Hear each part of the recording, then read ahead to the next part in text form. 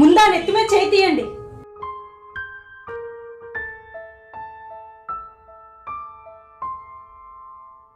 భోజనం వండేశాను, మధ్యాహ్నం తినేయండి. అక్కర్లేదు, నేను బయట తింటానులే. నువ్వు ఆఫీస్కి వెళ్ళు. బయట తింటారా? వండాను కదండి.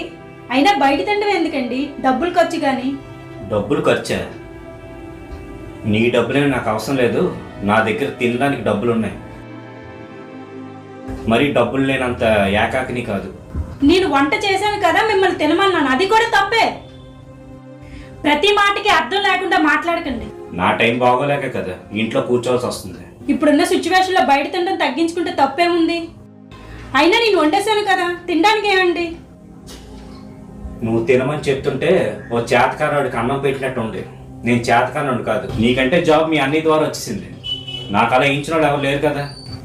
మా అన్నయ్య నాకు జాబ్ చూసినా అక్కడ సెలెక్ట్ అయింది నేను. నా క్వాలిఫికేషన్ బట్టే నాకు ఆ జాబ్ ఇచ్చారు. నేనేం అనలేదు.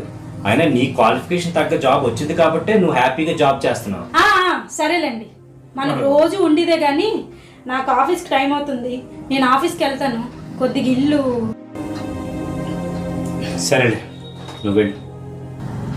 కోపడకండి, చాలా టైం అయిపోయింది. లేదంటే నేనే సర్దుకుందును. కొద్ది సర్దేయండి.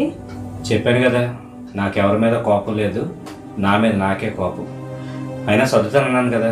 నీకు ఆఫీస్ టైం అయిపోతుంది ఇప్పటికే, బాగా లేట్ అయింది. నువ్వు వెళ్ళు, నేను చూసుకుంటాను.